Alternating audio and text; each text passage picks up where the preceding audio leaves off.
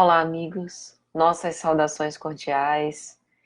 É com grande satisfação que estamos aqui novamente para o canal Lições de Amor, nessa nossa preleção doutrinária virtual. E o tema da palestra de hoje será Pensamentos e Ações Cristãos. Este tema está na obra Rumos Libertadores, pelo espírito Joana de Ângeles, psicografia de Divaldo Pereira Franco, no capítulo 54, intitulado Comportamento Evangélico. Como habitualmente nós fazemos, vamos primeiramente ler uma mensagem deste livro Espírito e Vida, também de Joana de Ângeles. A seguir, faremos uma prece para a abertura dos nossos trabalhos, para nos aclimatar psiquicamente com as vibrações elevadas. Logo em seguida, faremos as nossas reflexões doutrinárias em torno do tema e então finalizaremos com uma prece de agradecimento. Dito isso, então, vamos começar rogando aos benfeitores espirituais, aos espíritos bons, que nos guiem, que nos orientem, a fim de que nós possamos escolher uma mensagem que nos suscite preciosas reflexões, em especial no dia de hoje. Conversações doentias. Os médiuns obsidiados, que se recusam a reconhecer que o são, se assemelham a esses doentes, que se iludem sobre a própria enfermidade e se perdem por se não submeterem a um regime salutar. O Livro dos Médiuns, segunda parte, capítulo 29, item 329. Conversações doentias. Semelhante a carro de lixo que espalha a emanação morbífica por onde passa, as conversações doentias assinalam os roteiros por onde seguem, onde, quando se instalam, destroem o domicílio da paz e a suspeita se aloja, vitoriosa, atormentando o implacável. Como gás de fácil expansão, o tóxico da informação menos digna se expande, asfixiando esperanças e matando aspirações superiores. Por onde passa, a conversação infeliz gera a hipocrisia, desenvolvendo uma atmosfera antifraterna em que assenta suas afirmações. A má palestra nada poupa. Facilmente se dissolve em ácido calunioso ou brasa acusadora. Atinge corações honestos e enlameia famílias enobrecidas pelo trabalho. Deslustra uma existência honrada com uma frase, atirando ignomínia e desdouro. Estimula a mentira, que se transforma em injúria, fomentando crime e loucura. Nutrida pela ociosidade, a conversação insidiosa é mãe da corrupção moral. Se os ensinos edificantes tentam exaltar a dignidade e o dever, oferecendo campo à verdade e ao brio, o veneno da informação descaridosa aparece pretextando ingenuidade e destrói, impiedoso, a cultura da dignidade. Surge aparentemente inofensiva numa frase pérfida para alastrar-se virulenta numa colheita de fel. Aparece sorrateira para imiscuir-se desabridamente onde não é esperada, induzindo quantos lhe dão ouvidos à infâmia e ao ódio. É imprescindível fiscalizar-lhe as nascentes. O cristão não lhe pode ser complacente. Rigoroso no respeito aos ausentes, deve vigiar as entradas da mente e as saídas do coração. Cultor da bondade, não compactua com as informações aviltantes, devendo eliminar do próprio vocabulário as expressões dúbias de significação humilhante. Fiscaliza atento cada dia as informações que te chegam ao coração. Se te conduzem vinagre sobre a honra alheia e apresentam as feridas dos outros à tua observação, procura os recursos da oração e da piedade e sempre disporás de bens para não caíres no fascínio negativo das sugestões do mal, renovando todas as expressões com a mente em Jesus. O apóstolo Paulo, advertindo aos coríntios, prescrevia na primeira carta aos companheiros de ministério, conforme se lê no capítulo 15, versículo 33. Não vos enganeis, as más palavras corrompem os bons costumes. As conversações doentias são ácidos nos lábios da vida, queimando a esperança em todo lugar. E os que se entregam a tais palestras são obsidiados que se recusam a reconhecer que o são, e se assemelham a esses doentes que se iludem sobre a própria enfermidade e se perdem por se não submeterem a um regime salutar. Muito pertinente essa reflexão nos dias de hoje, porque a todo momento nós somos convidados à crítica, o revide, a vingança, né, a cólera, tentando julgar os atos alheios e colocando, né, explicações, muitas vezes em vidas que nós desconhecemos, nos achando donos da verdade. Então é importante que, principalmente agora, que nós passamos mais tempo em casa e, portanto, num ambiente que nos é confortável, né? Que a gente redobre a vigilância, porque os falsos cristos e falsos profetas não são apenas encarnados, mas sobretudo desencarnados e tentam, às vezes, pelo pensamento, nos assediar e nos influenciar para que corrompa a nossa dignidade moral. Sejamos então atentos e cuidemos da palavra. Vamos então orar, meus amigos, elevando os pensamentos a Deus, nosso Senhor. Nós te rogamos, Pai, com humildade em nosso coração, pedindo mais uma vez a proteção e a misericórdia, pela necessidade que nós temos de trabalhar, de refletir sobre os seus ensinamentos, de nos nutrir com a tua mensagem divina, perfeita. Vem ter conosco, abençoa o nosso esforço, as migalhas que nós oferecemos e fazei-as multiplicar, Senhor, para que todos nós possamos ser alimentados pelo teu amor. Que o Senhor esteja sempre conosco, nos inspire, nos guarde, nos ilumine, nos envolva com a vossa santa e divina paz. Que assim seja. Então, minha gente, vamos falar de um tema bastante importante nesses dias em que nós estamos traçando um novo rumo para as nossas vidas. A pandemia nos obrigou a parar a marcha acelerada do ritmo das nossas demandas diárias. Todos os dias nós atualizamos as nossas necessidades, as nossas prioridades. E agora que estamos com o tempo, temos a opção de trilhar pelos velhos caminhos ou escolher novos rumos. É bem verdade que nós estamos sendo forçados a não dar continuidade à vida como nós estávamos caminhando antes. E agora nós temos a condição de reavaliar a nossa conduta, o nosso comportamento, as nossas ações. E como nós vimos, inclusive nessa mensagem sobre essas conversações que são indignas, nós vemos que tudo começa no pensamento. E os pensamentos e ações cristãos vão responder pelo nosso comportamento evangélico. É por isso que antes, especialmente, de falar do tema, é importante que a gente fale um pouco sobre a obra como um todo, Rumos Libertadores, a qual vale muito a leitura e nós recomendamos. Nessa obra, Joana de Ângeles apresenta soluções urgentes para as nossas inquietações íntimas.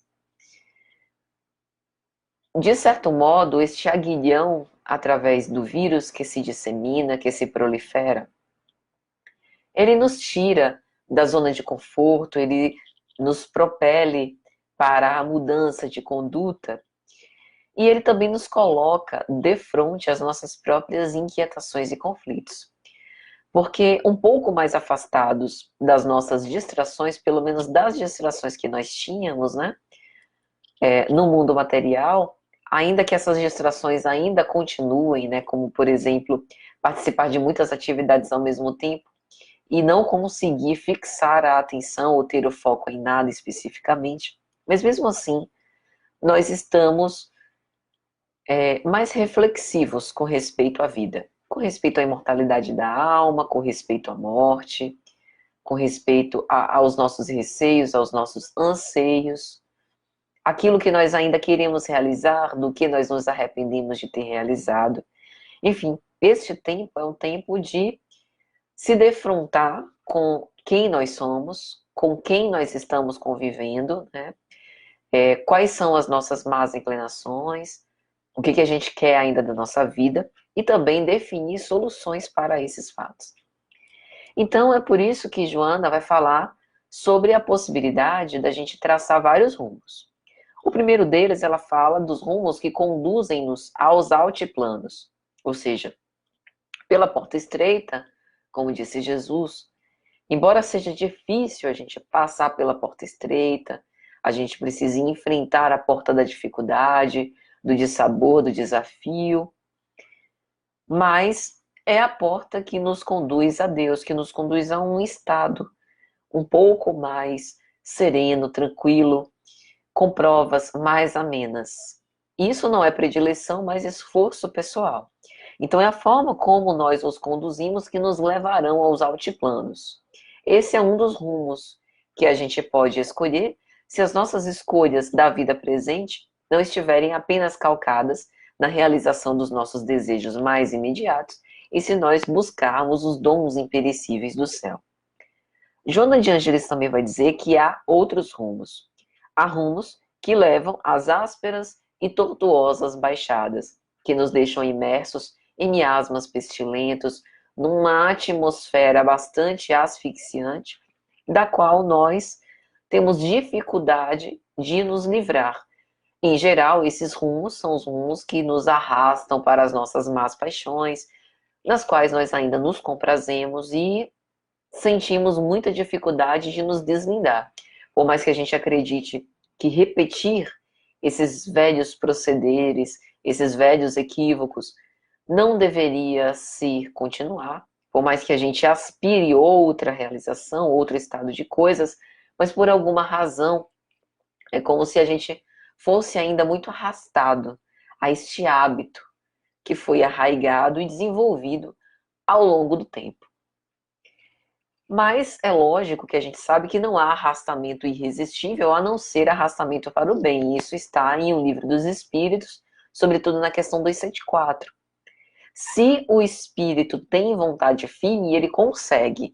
É lógico que isso não significa exatamente que basta pensar e aquilo milagrosamente vai se materializar, né? Quando os espíritos falam sobre o poder da vontade, está falando sobre a autodeterminação do sujeito e numa perseverança nessa autodeterminação ao longo do tempo, para que não desista. Porque a persistência, ela, de fato, é como se fosse uma advogada do êxito. Então, se a gente continua laboreando no mesmo caminho, com uma perseverança nesse ideal, é muito provável que a nossa vontade fique cada vez mais robusta, cada vez mais firme, a ponto de vencer as nossas resistências, né? Mas isso leva tempo, e neste tempo nós seremos convidados a permanecer no lodaçal das nossas paixões. Mas todas as vezes que nós dissermos não a nós mesmos, né? Naquele bom combate que o apóstolo Paulo dizia, a gente vai reforçar ainda mais a força da nossa vontade. Mais ou menos isso. Joana de Ângeles também vai falar de um terceiro rumo, que são os rumos ligados às decepções e quebra das ilusões, as desilusões, né? Em geral, quando a gente fala de desilusão, a gente pensa mais em desilusão amorosa, mas aqui é desilusão das velhas convicções mesmo. Isso acontece muito ao longo da nossa vida, principalmente entre nós espíritas, que provavelmente cultivávamos certos hábitos e depois que abraçamos o espiritismo, passamos a rever isso. E aquilo que nós achávamos que era a oitava maravilha, hoje já não é mais. Então, Joana vai dizer que há rumos que não levam a lugar nenhum e a gente percebe isso depois de um tempo. Até ontem a gente se comprazia, né? achava que aquilo dali era excelente para nós, nos satisfazia e hoje já não mais nos satisfaz. Hoje já gera enfado e a gente já quer buscar outra coisa, né? Então, em resumo, o que Jona vai dizer é: há rumos escravizantes e há rumos libertadores. Este último é o título da obra. Esses rumos escravizantes deixam o ser imortal ainda preso nos seus atavismos. Os rumos libertadores são aqueles relacionados ao ideal mais elevado, né, a uma edificação de propósitos calcada na lei de Deus. E para isso a gente tem um roteiro infalível que é o Evangelho de Jesus. Então, no prefácio que Joana assina em 1978, ela dá alguns exemplos, né, dos rumos escravizantes e dos rumos libertadores.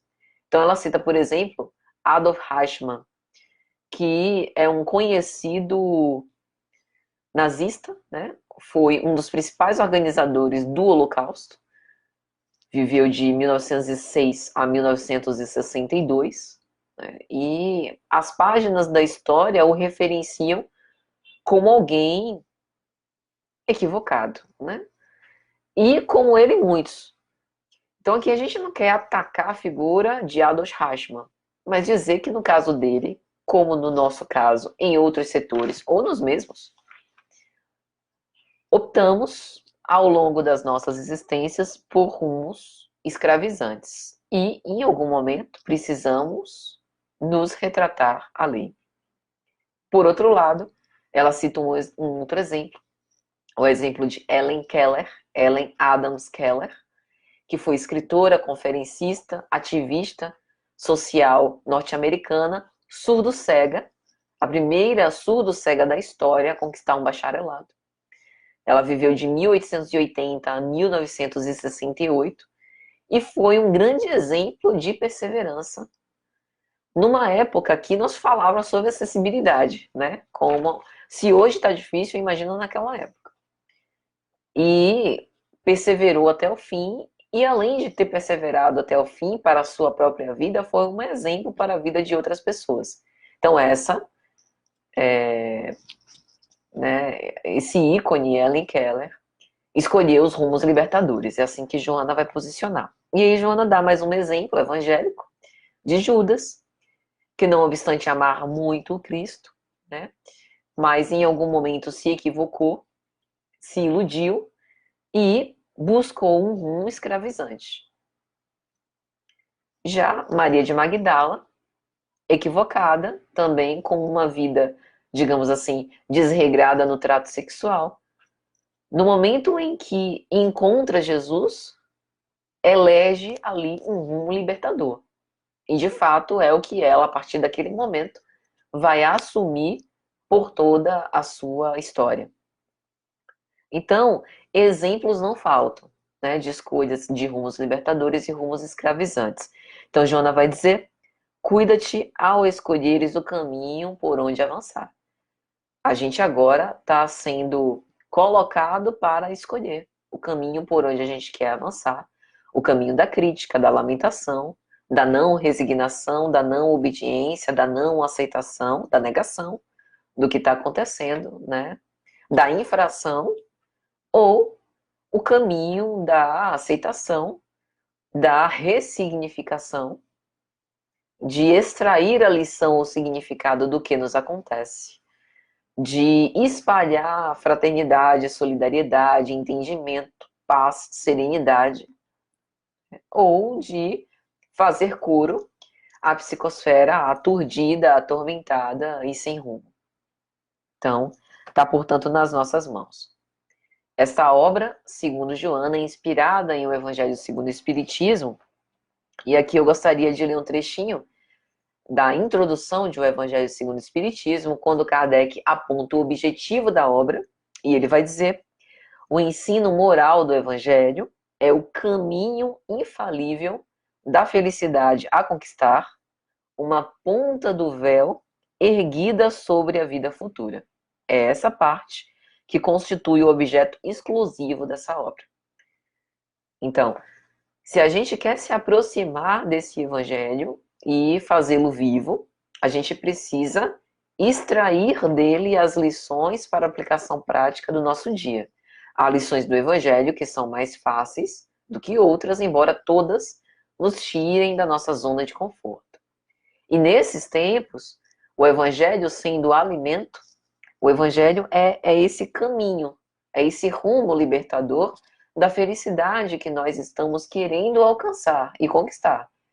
Então não dá para, do dia para a noite, viver o Evangelho 100% integralmente. Mas o que dá é, dentro do nosso esforço, a gente buscar colocar em prática uma parte do Evangelho. E todos nós, independente de cultura, a que sociedade pertence, a que contexto social, qual tipo de profissão, né, qual o grau de escolaridade, qual o gênero, orientação sexual, independente de qualquer uma dessas coisas, qual o gênero de provas, nós sempre conseguimos colocar em prática algo do Evangelho. E a intenção é que a gente deixe a vida tendo colocado em prática mais coisas do Evangelho do que quando nós aqui chegamos. Esse é o objetivo. O ideal seria que, como diz André Luiz na obra Missionários da Luz, né, ele apresenta o conceito de completista, que é aquela pessoa, aquele ser imortal que na reencarnação conseguiu fazer cheque, né, atender a todos os requisitos dos gêneros de provas que escolheu para vencer nessa existência. Esse seria o ideal, mas quando não seja isso, que pelo menos a gente aqui saia melhor do que chegou em termos de prática do Evangelho. Então, por exemplo, fazer o Evangelho todos os dias nestes tempos, logicamente nos subsidiará de reflexões, de informações que são importantes para essa semeadura do Evangelho no nosso coração. Mas de nada adianta distribuir sementes em solos inférteis. Então a gente também precisa querer colocar isso em prática, querer vencer essas más tendências, querer realmente sair daqui melhores do que nós chegamos. E aí a gente começa a falar então do capítulo 54, comportamento evangélico. Bom, Joana de Ângeles, ela começa a mensagem fazendo referência ao capítulo 27 de O Evangelho segundo o Espiritismo, Pedi e obtereis, itens 1 e 2, condições da prece.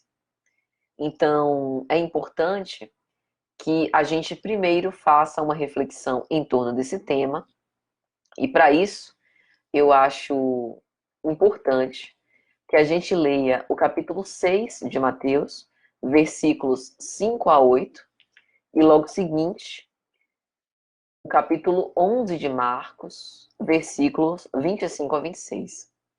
Então, lá no capítulo 6 de Mateus, versículos 5 a 8, ele vai dizer: Disse Jesus, e quando orares, não sejas como os hipócritas, pois se comprazem em orar em pé nas sinagogas e às esquinas das ruas, para serem vistos pelos homens. Em verdade vos digo que já receberam seu galardão. Mas tu, quando orares, entra no teu aposento e, fechando a tua porta, ora a teu pai que está em secreto, e teu pai que vê em secreto te recompensará publicamente. E orando, não useis de vãs repetições, como os gentios, que pensam que por muito falarem serão ouvidos. Não vos assemelheis, pois, a eles, porque vosso Pai sabe o que vos é necessário antes de vós lhe o pedirdes. Esse trecho, ele dá aso a muitas reflexões, dentre elas aquela famosa pergunta, né? Se Deus está dentro de nós, se nós estamos conectados com o pensamento divino, se Deus tudo sabe, tudo vê, qual a necessidade de orar, visto que Deus já sabe quais são as nossas necessidades? E aí a gente sempre responde que na realidade Deus sabe, quem não sabe somos nós. E orando, é como se a gente tivesse cada vez mais lucidez para ver as nossas reais necessidades. Lembra que a gente falou dos rumos da desilusão?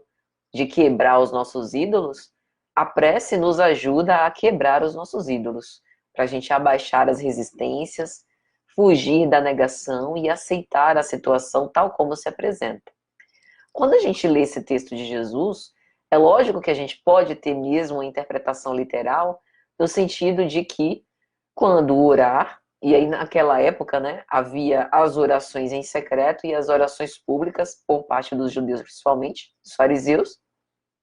Então, Jesus aqui fala sobre essa oração em privado, em secreto. Então, é lógico que há essa interpretação literal mesmo, de orar em secreto, ou seja, de que o nosso contato com Deus é um contato, é uma comunhão íntima, né? É um momento de, não é que seja um momento de sigilo, mas é um momento de recolhimento, né? Um momento de recolhimento em que a gente tem a oportunidade de confessar-nos a nós mesmos, de nos defrontar com a nossa realidade emocional, que muitas vezes, se nós estivéssemos perante outra pessoa, isso nos causaria uma profunda vergonha e seria, para o nosso processo evolutivo, contraproducente. Só que a gente pode também ter outras interpretações, como, por exemplo, quando nós conversamos com Deus e quando nós conversamos com Ele em secreto, é como se nós estivéssemos, por exemplo, numa prece para pedir, pedíssemos em segredo. E assim, Deus, se for o caso, nos recompensará em público. Ou seja, é mais uma exortação, além da modéstia, da simplicidade dos gestos, da humildade, é mais uma representação de entrega, né? Entrega, de confiança, né? Ou seja, todas as vezes que a gente se volta para fora, se volta para as manifestações exteriores, seja para recolher elogios, para fazer a construção de uma imagem, da imagem do que ora, da imagem do espiritualizado. Isso importa pouco para o nosso aperfeiçoamento moral, né? Isso importa pouco para o nosso processo evolutivo. Porque a opinião dos outros, poxa, a Patrícia, né, é uma pessoa dedicada, ora muito, faz o evangelho, isso não vai mudar muita coisa, né? Da vida pessoal, né? Da evolução do espírito. Mas o fato de orar em segredo significa voltar os nossos olhos que, no final das contas, para a seguinte reflexão, no final das contas, o que importa é como a nossa consciência está perante a divindade. Porque quando a gente passar pela porta da morte, no além-túmulo, é essa a nossa realidade, né? A nossa realidade espiritual é a realidade de como nós estamos com a nossa consciência, né? De quando todas essas aparências forem deixadas neste mundo, que é um mundo transitório, que é um mundo material, como é que a gente vai despertar? A gente desperta como nós tivermos vivido psiquicamente.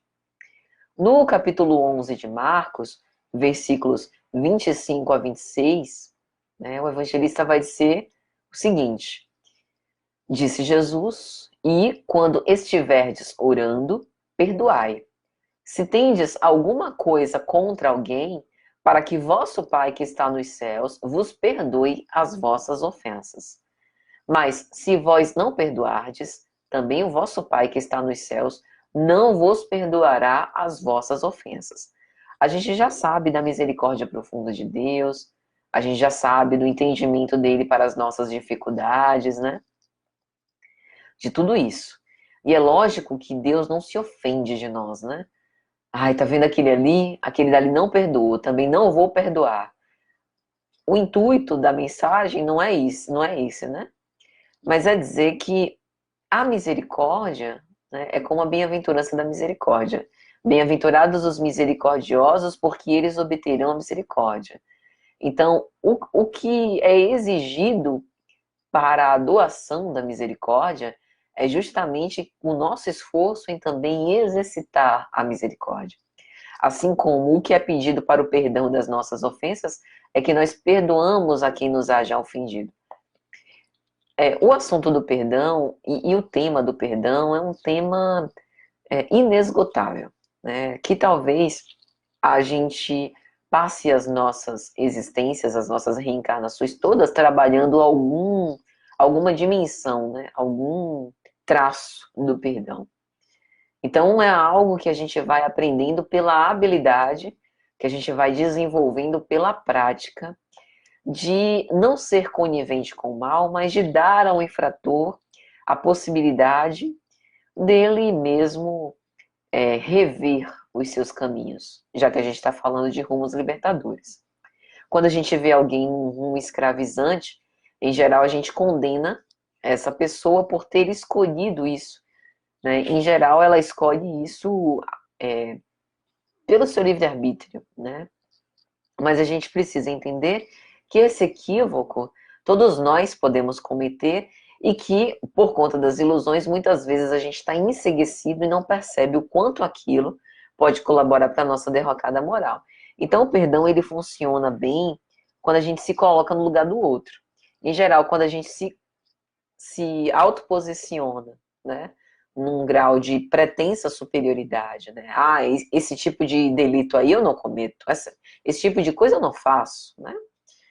Aí a gente se afasta, e no que a gente se afasta, fica mais difícil de perdoar. O perdão é mais fácil quando a gente se coloca no lugar do outro e quando a gente analisa que se a gente tivesse tido oportunidade, talvez cairia nos mesmos equívocos que a outra pessoa também caiu. Ou se não caiu na exata matéria, que em outros campos a gente também cairia. Então, olhar-se com falibilidade ajuda a reconhecer a falibilidade do outro, né?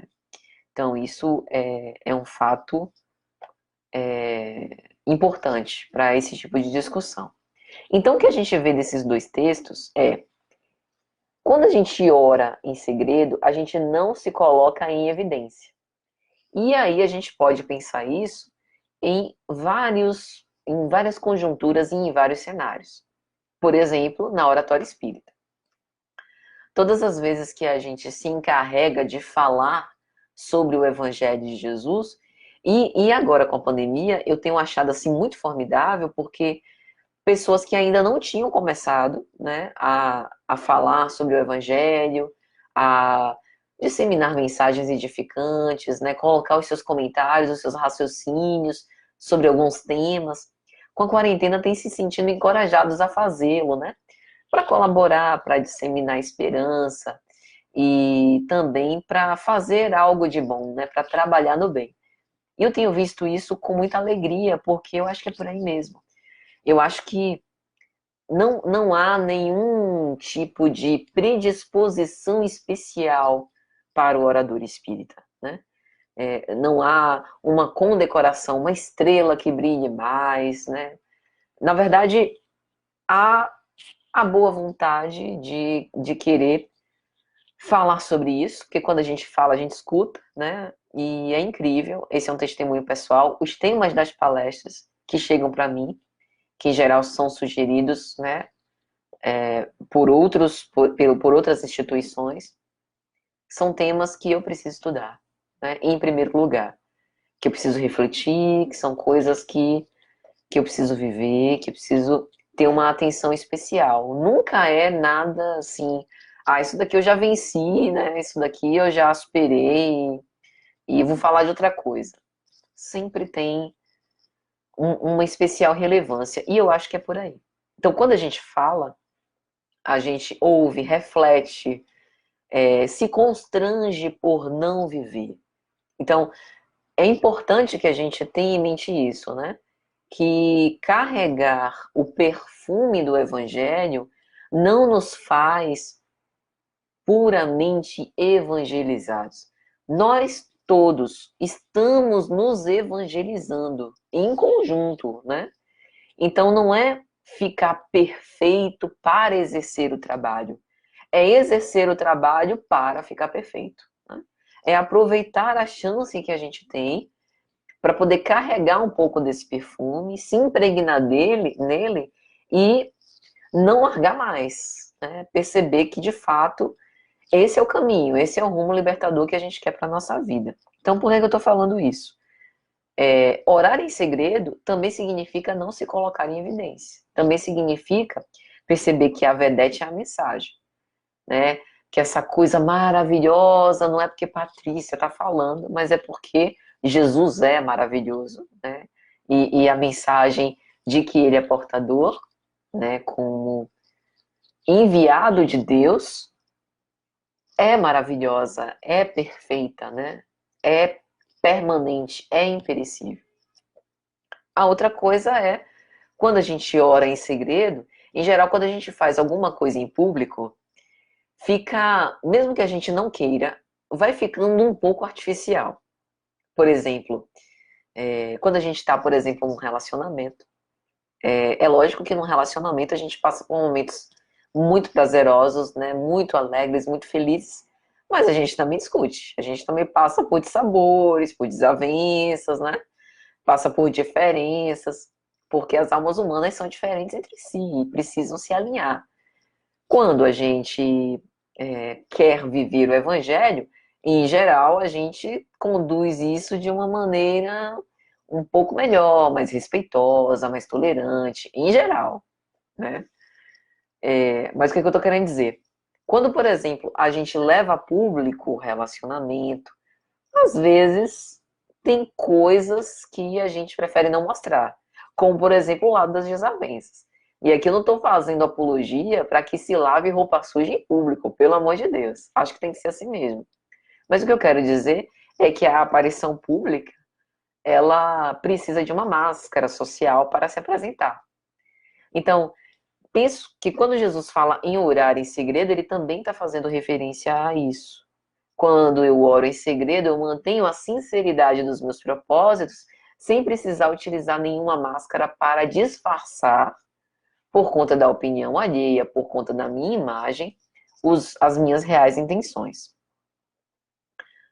E no Evangelho, ainda há algumas reflexões com respeito a isso, que é, por exemplo, quando eu oro em segredo, eu tenho um convite para purificar-me de todo mau sentimento, fazendo com que eu consiga ali viver o que é a lei de uma caridade. Quando eu estou sozinha, e portanto eu não estou num contexto social, eu diminuo a necessidade que eu mesma me imponho de me comparar aos outros. Então, só eu importo. E isso não é egoístico. Isso é importante para o autoconhecimento, que é o primeiro passo para a reforma interior. Então, no momento em que eu oro em segredo, os meus defeitos ficam em evidência, né? E eu não estou comparando com outras pessoas. Ah, eu tenho esse defeito, mas fulano é bem pior do que eu, né? Eu coloco o meu juízo no sentido de realidade, de discernimento, de razão, para analisar os pontos que eu ainda quero melhorar, sem olhar para o defeito de ninguém, pelo menos naquele momento. Eu foco a minha atenção no que eu posso modificar em mim, que no fim das contas é quem nós realmente podemos modificar, né? Às vezes a gente tem essa presunção de querer modificar o outro lendo engano. Além disso, a gente tem a opção ali, né, de examinar os nossos próprios defeitos e também as nossas qualidades, com ênfase para os defeitos, porque é o que a gente ainda pretende ou deseja transformar. E naquele momento a gente não procura o mal que há no outro, mas o mal que há em nós mesmos, para que a gente possa investir essas energias para mudar e para que a gente possa fazer essa transformação redentora no Evangelho. Mas depois que a gente passa por esse momento, aí a gente vai para o contato com o outro. E é isso que Joana vai falar na obra Como os Libertadores, Comportamento Evangélico. Comportamento evangélico é para consigo em primeira instância e depois para com o outro. Para com o outro, eu preciso entender, né, que o outro tem necessidades e ainda tem dramas internos para vencer, como eu também tenho, porque assim como eu, que quero seguir o evangelho, busco orar em segredo e me defrontar com as minhas mazelas, o outro, se também está imbuído dos mesmos propósitos, também já fez isso. E quem já fez isso, né, sabe que a gente sai meio perturbado, né? Se defrontar com as nossas más inclinações, em geral, não é tranquilo. É, é a quebra dos ídolos mesmo, né? A gente vai desmanchando aquela ideia de que a gente era bonzinho, que a gente é vítima das circunstâncias. E isso é bom, porque a gente começa a se autorresponsabilizar. Mas isso nos toca, né? Às vezes a gente fica meio desmotivado, né? Poxa, ainda tô errando nessas coisas. É importante, mas mexe conosco. Então, o que eu tô querendo dizer é que isso deve nos encher de caridade para defrontar o erro dos outros. É o que deve acontecer. Nem sempre acontece, mas a gente precisa se esforçar para que isso aconteça. Então, quanto mais a gente tem senso de realidade para conosco, mais a gente pode desenvolver a indulgência para com as imperfeições alheias, que é apontado em O Livro dos Espíritos como a caridade conforme Jesus compreendia, um dos itens, né? Além disso, quando a gente se defronta com, e isso é muito comum hoje, né, em tempos pandêmicos, quando a gente se defronta com as pessoas que estão aturdidas, atormentadas, coléricas, enraivecidas, em geral a gente pode usar o silêncio bondade.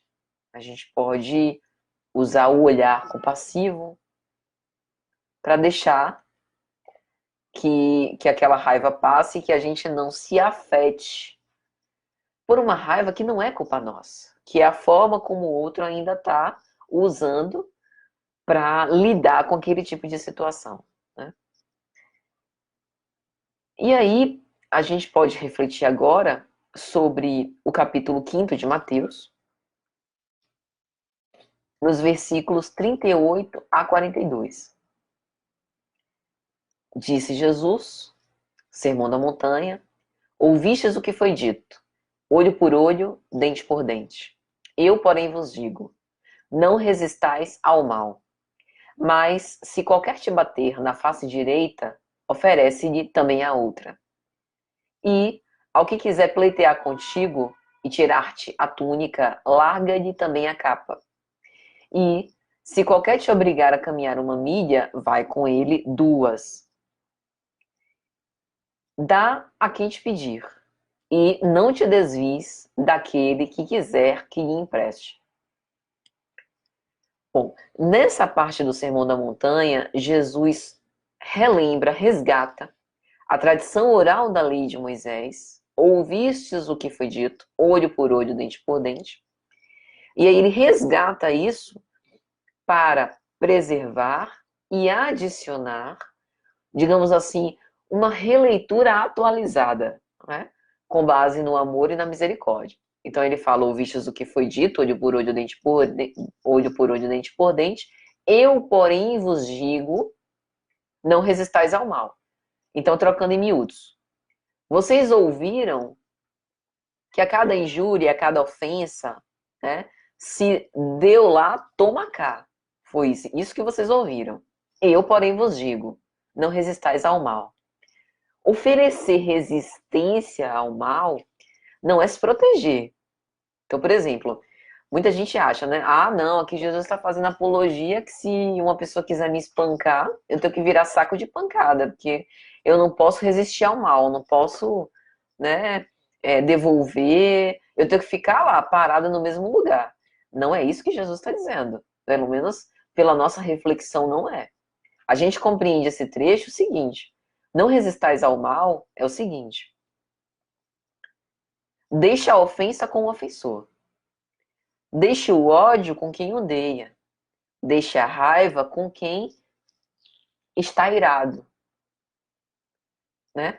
Ou seja, não resistais ao mal é o seguinte: todas as vezes que a gente cria resistência, a gente age de alguma forma, a gente se afetou.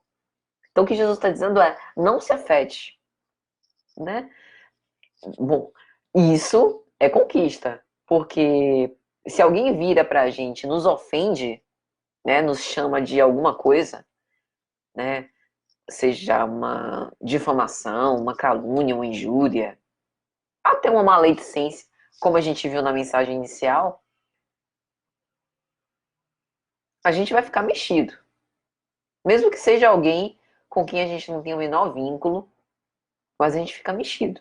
Se for alguém conhecido, a gente fica sentido, né? É humano. Mas lembra, o evangelho é ensaio, o evangelho é meta, é exercício. A gente vai chegar lá. Não resistais ao mal.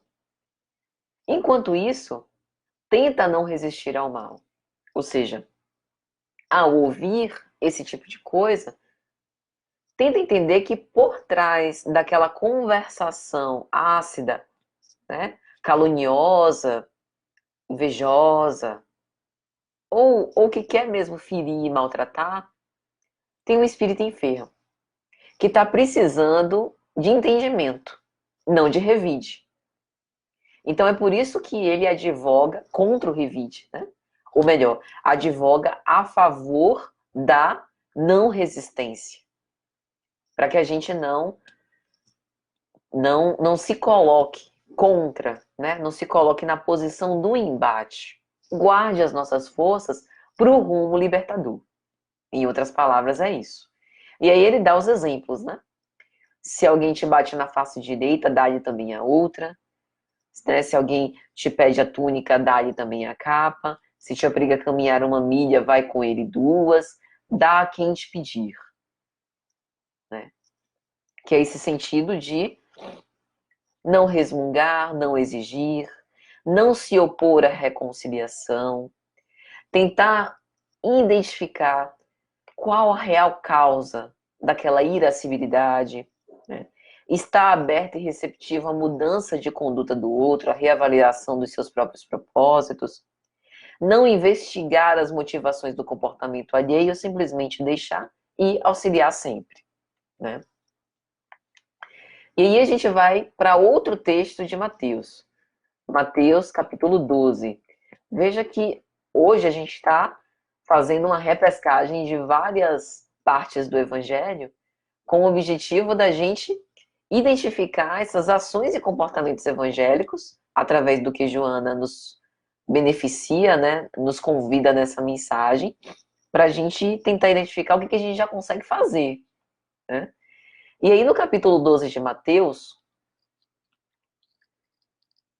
Mateus vai narrar uma cena quando Jesus, era sábado, e aí Mateus vai dizer, e partindo dali, Jesus chegou à sinagoga deles, dos fariseus. E estava ali um homem que tinha uma das mãos mirrada. E eles, os fariseus, para o acusarem, interrogaram-no dizendo, é lícito curar os sábados? E ele então lhes disse, qual dentre vós será o homem que, tendo uma ovelha, se num sábado ela cair numa cova, não lançará a mão dela e a levantará? Pois, quanto mais vale um homem do que uma ovelha, é, por consequência, lícito fazer bem nos sábados. Então, disse aquele homem da mão mirrada, estende a tua mão. E ele a estendeu e ficou sã como a outra. E os fariseus, tendo saído, formaram um conselho contra ele, para o matarem. Jesus, tendo sabido disso, retirou-se dali e acompanharam-no grandes multidões, e ele curou a todas. Ó, essa passagem é importante como uma complementação daquilo que a gente leu no Sermão da Montanha, de pede aquele que lhe dá. Os fariseus pediram a Jesus um entendimento. É lícito curar os sábados? E Jesus respondeu. Ainda deu um exemplo. Olha, essa criatura humana está precisando de ajuda. E eu tenho condições de ajudar. Então, sim, é lícito fazer bem nos sábados. E aí ele dá um exemplo. Qual dentre vós que tem uma ovelha que cai numa cova, sendo sábado, você não vai, larga tudo, pega a ovelha, retira da cova para a salvar? Se você faz isso com a ovelha, por que você não vai fazer isso com o homem, com uma criatura humana como vós? Então Jesus aqui dá um exemplo que, né, deixa todo mundo em silêncio. Mas os fariseus não queriam resposta. Eles queriam um motivo de contenda. Queriam pegar Jesus desavisado, né, incauto, como se isso fosse possível, para o prender. E aí, depois dessa resposta, armaram uma cena para o pegar. O que Jesus faz? Não alimenta a dissensão. Ele simplesmente vira as costas e vai continuar fazendo o bem. A gente também precisa fazer isso. Você está numa discussão, né? A pessoa está se posicionando, você está respondendo, né? Está tentando elucidar, dando a sua opinião, de uma forma tranquila, de uma forma serena, né? Tentando conduzir ali uma reflexão.